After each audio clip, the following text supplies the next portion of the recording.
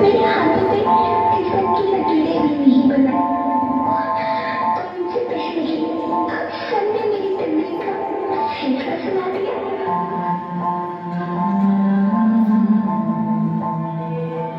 माँ, मुझे जी लेने दो। अपनी कसम, मैं आपको कभी तंग नहीं करूंगी।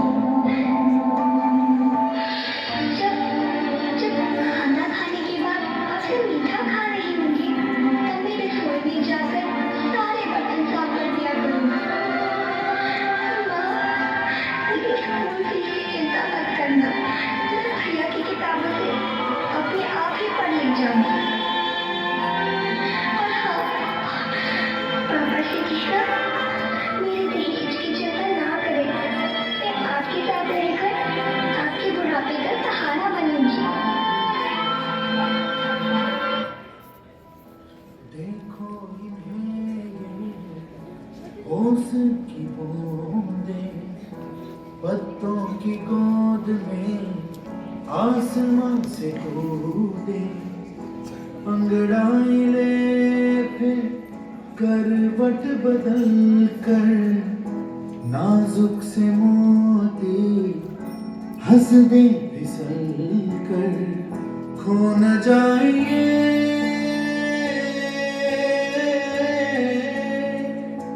तारे जमीन पर।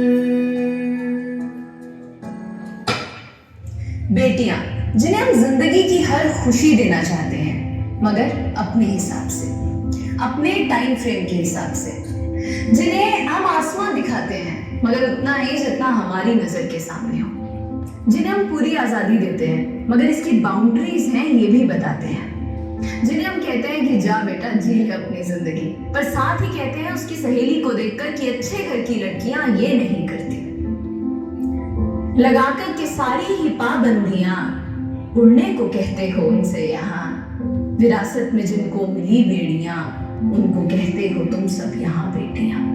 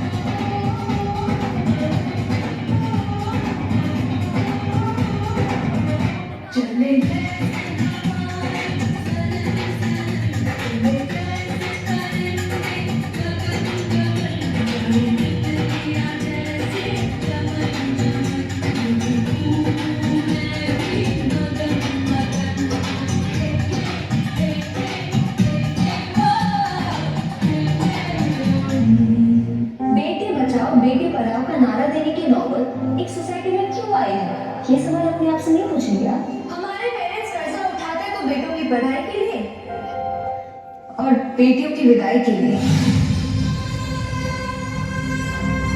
हमारी सोसाइटी में आज्ञाकारी सबसे बड़ा टाइटल है जो एक औरत को मिलता है, बहू हो या बेटी, क्योंकि उसे सिर्फ और सिर्फ एक आदमी का कहना मानना होता है। एक लड़की अपनी जिंदगी में क्या करना चाहती है, कैसे जीना चाहती है, उसके लिए उसे किसी आदमी की परमिशन लेने की जरूरत नहीं होनी चाहिए। उस दिन जेंडर इक्वालिटी होगी। मेरी पहचान मैं हूँ।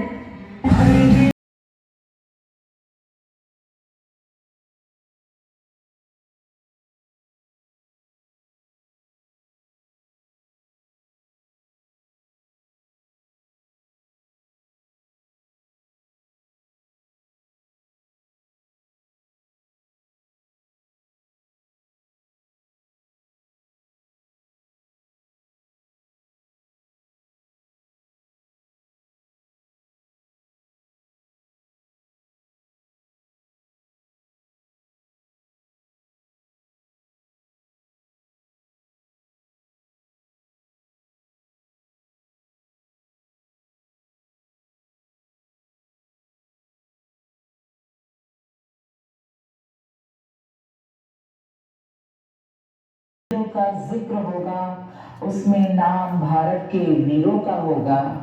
कर रही हूँ अपने आप को उस दिन के लिए तैयार, जिस दिन इन वीरों में मेरा भी नाम